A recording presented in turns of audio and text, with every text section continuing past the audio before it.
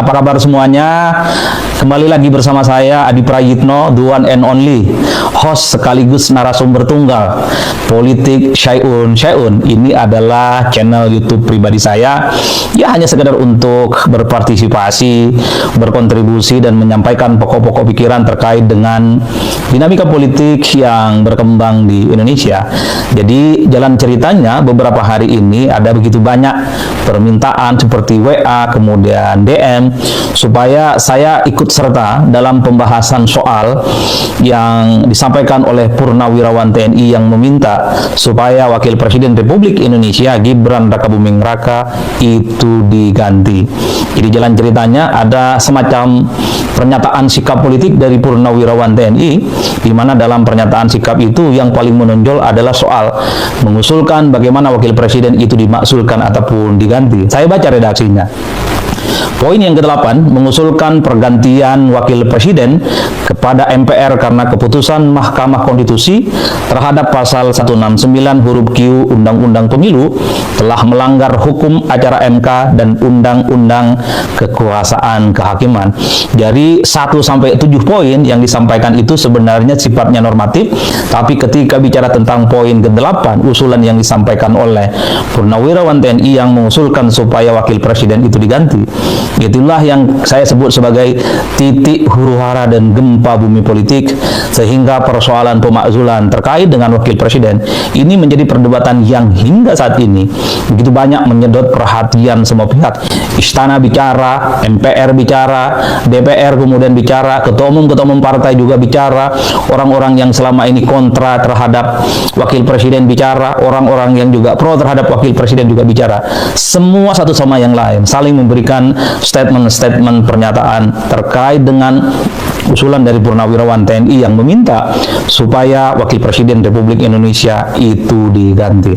Dalam konteks itu saya ingin menyampaikan beberapa poin. Pertama, jika ada pihak tertentu, kelompok-kelompok tertentu seperti Purnawirawan TNI yang menyampaikan pernyataan sikap terkait dengan kondisi bangsa, termasuk juga soal pergantian Wakil Presiden, itu adalah bagian dari dinamika politik yang menurut saya itu sangat biasa terjadi di Indonesia.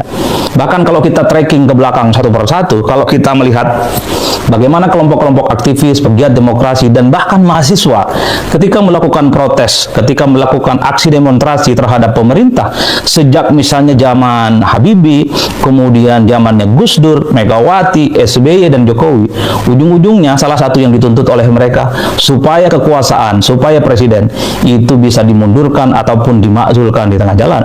Jadi hal-hal yang semacam ini adalah perkara biasa sebenarnya dalam konteks demokrasi Indonesia. Tentu sebagai sebuah ekspresi bagaimana pihak-pihak yang menuntut ini sepertinya kecewa terhadap orang yang dituntut. Dulu kalau ada orang yang demo, ketika ada kebijakan-kebijakan yang dinilai tidak pro dengan rakyat, misalnya presidennya Jokowi, kan salah satu tuntutannya adalah supaya Jokowi mundur. Ketika di zaman SBY, begitu banyak juga protes demonstrasi yang dilakukan oleh kelompok aktivis yang meminta supaya SBY juga mundur, lengser ke Prabon karena dinilai kebijakannya tidak pro dengan rakyat. Begitupun yang terjadi di zaman Mega, yang terjadi di zaman Gus Dur, terjadi di zamannya Habibie dan seterusnya.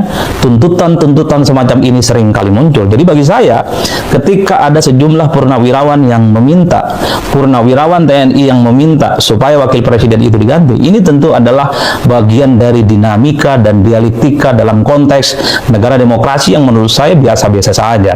Sudah banyak contohnya yang begini. Nah, yang menarik itu kenapa menjadi perdebatan yang cukup panjang, karena yang menyatakan pernyataan sikap ini adalah Purnawirawan TNI. Memang harus kita akui, TNI itu adalah mereka yang memang seluruh hidupnya itu didedikasikan untuk kepentingan bangsa dan negara.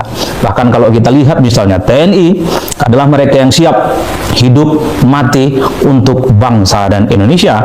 Jadi wajar kalau kemudian ketika ada pernyataan sikap dari para purnawirawan meminta salah satunya adalah supaya Wakil Presiden itu diganti, menimbulkan kontroversi yang berkepanjangan. Semua pihak berbicara, pro dan kontra tentu saja.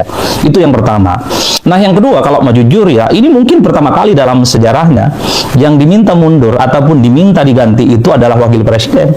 Saya kebetulan mengikuti dari dekat bagaimana proses politik sejak zaman Habibie, kemudian lanjut ke Gus Dur, Megawati, SBY, dan Jokowi. Tak ada ceritanya permintaan dari kelompok-kelompok aktivis, kelompok-kelompok pegiat demokrasi, ataupun kelompok-kelompok masyarakat yang kecewa terhadap pemerintah saat itu, yang diganti itu adalah wakil presidennya.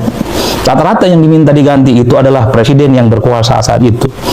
Saya ingin katakan bahwa ini pertama kali dalam sejarah Indonesia yang diminta diganti, diminta dimundurkan, itu adalah wakil presiden hanya terjadi di era sekarang. Kalau kita melihat argumentasinya, ini dikaitkan dengan persoalan putusan Mahkamah Konstitusi beberapa waktu yang lalu terkait dengan syarat umur untuk maju sebagai calon presiden dan wakil presiden, salah satunya terkait dengan umurnya Gibran Rakabuming Raka. Inilah yang sepertinya kelompok-kelompok tertentu seperti Purnawirawan menganggap persoalan Mahkamah Konstitusi beberapa waktu yang lalu terkait dengan Pilpres itu berbuntut panjang hingga saat ini. Salah satunya adalah mereka, para purnawirawan, salah satu sebagai kelompok. Halo semuanya, kembali lagi di channel ini, dan kali ini kita akan membahas sebuah isu yang kembali mengguncang media sosial Indonesia, yaitu soal dugaan ijazah palsu Presiden ke-7 Republik Indonesia Joko Widodo. Isu ini kembali ramai setelah beredarnya berbagai video, podcast, dan perdebatan publik yang menyeret banyak nama besar. Dalam video yang viral ini, terlihat beberapa tokoh ikut memberikan pendapat dan tanggapan mereka terkait polemik tersebut. Salah satu nama yang paling sering muncul adalah Roy Suryo. Ia kembali mempertanyakan beberapa bagian dari dokumen ijazah Jokowi dan memintanya adanya pembuktian secara terbuka kepada publik. Selain Roy Suryo, ada juga nama Rismon Sianipar yang ikut menjadi sorotan. Dalam beberapa pernyataannya, Rismon menyebut bahwa ia menemukan sejumlah hal yang menurutnya perlu diperiksa lebih lanjut secara ilmiah dan forensik. Namun, di sisi lain, pihak Universitas Gadjah Mada atau UGM tetap menegaskan bahwa Jokowi memang tercatat sebagai mahasiswa Fakultas Kehutanan dan dinyatakan lulus secara resmi. Pihak kampus juga mengatakan bahwa data akademik Jokowi masih tersimpan dalam arsip universitas. Kuasa hukum Jokowi, Yakub Hasibun, juga ikut angkat bicara. Ia menyampaikan bahwa pihak Jokowi telah menyerahkan berbagai bukti dan video kepada penyidik untuk diproses secara hukum. Menurutnya, tuduhan ijazah palsu ini sudah sangat merugikan nama baik Jokowi. Dalam video ini juga dibahas bagaimana Jokowi sendiri mulai memberikan respon lebih tegas. Jokowi menyebut bahwa ada dugaan agenda politik besar di balik terus munculnya isu ijazah palsu tersebut. Ia merasa isu ini sengaja terus diangkat untuk membentuk opini publik. Tidak hanya itu, video ini juga memperlihatkan bagaimana media sosial ikut memanas. Banyak masyarakat terbelah menjadi dua kubu. Ada yang percaya bahwa semua harus terbuka secara transparan agar polemik selesai. Namun ada juga yang menilai isu ini hanya digoreng demi kepentingan politik dan konten viral. Nama Najwa Shihab juga ikut disebut dalam membahas mengenai pentingnya masyarakat memverifikasi informasi sebelum langsung percaya terhadap berita viral. Banyak pengamat media mengingatkan bahwa judul dan thumbnail sensasional sering dibuat untuk memancing emosi penonton. Dalam isi video tersebut juga dijelaskan bahwa hasil pemeriksaan laboratorium forensik kepolisian disebut menyatakan ijazah Jokowi asli. Bahkan dokumen itu disebut sudah dibandingkan dengan arsip kampus dan dokumen milik teman-teman kuliah Jokowi. Meski begitu, perdebatan di media sosial sampai hari ini masih terus berjalan. Banyak netizen terus membahas isu ini di YouTube, TikTok, Facebook, hingga forum internet. Bahkan beberapa video tentang ijazah Jokowi berhasil mendapatkan jutaan penonton hanya dalam waktu singkat.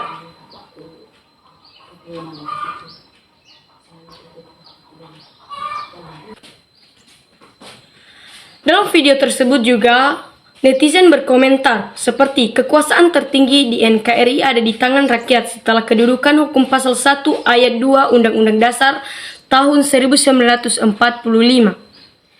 Gibran bukan pilihan rakyat tapi pilihan Jokowi dan Paman Usman. Cacat konstitusi jangan biarkan lama. pemakzulan itu wajib dilakukan. Wapres tidak bermutu wajib diturunkan. Masih banyak anak-anak Indonesia yang cerdas dan berkualitas dan cinta akan NKRI.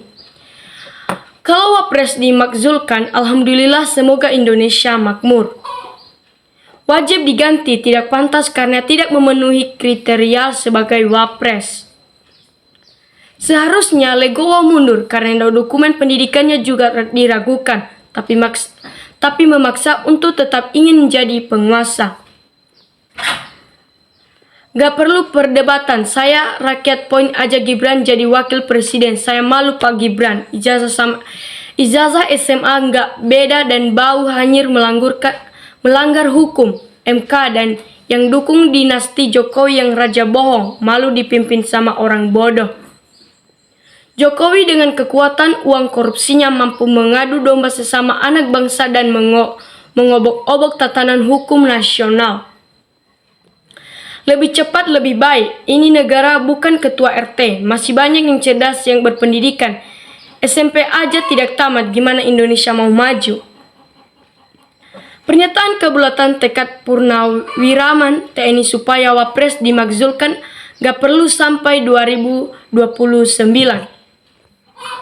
Lebih cepat dicopot lebih baik demi Indonesia aman, damai, dan makmur. Secepatnya diganti biar ada peningkatan hasil kinerja untuk negara. Semoga disegerakan memakzulkan Wapres Gibran, nyata-nyata perusak demokrasi karena ulah si paman dan juga tidak punya kualitas. Mantap doktrin, Purnawiraman adalah tegak lurus membela kejujuran, kebenaran, dan keadilan. Kalau ada 1-2 Purnawarman yang hianat itu hanya oknum yang ingin cari jabatan. Ya betul. Ijazah belum selesai. Ini masalah Wapres. Aduh Indonesia kapan damainya?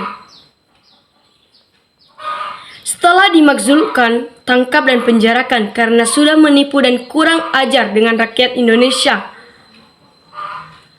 Kemudian jerat dan tangkap bapak dan diperiksa seluruh aset dan uang yang selama ini dibagi-bagi kepada masyarakat dan para termul dan relawannya.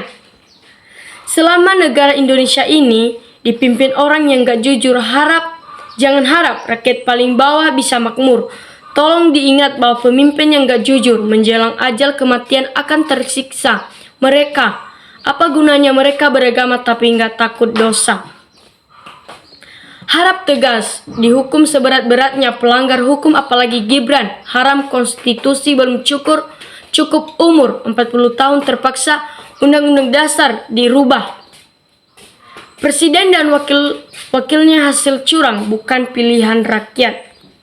Begitu banyak rakyat Indonesia bikin syukuran Gibran dan dimakzulkan. Tunggu apa lagi bila pemerintah sekarang bukan kroni Jokowi, kecuali memang kroni Jokowi ya Refirmadi jilid 2. DPR dan MPR harusnya cepat sahkan RUU perampasan aset dan hukuman maut bagi pelakunya. Kelicikan politik Jokowi sangat luar biasa. Anaknya yang tidak punya kapasitas dan kualitas sama sekali disodor untuk maju menjadi Wapres sekaligus menjabat sebagai pemerintah untuk mengobrak-abrik negara ini demi kepuasan politik pribadinya dan demi keserakahannya. Aneh, di negeri Konoha tidak pakai ijazah dan ijazah palsu bisa jadi presiden dan wakil presiden.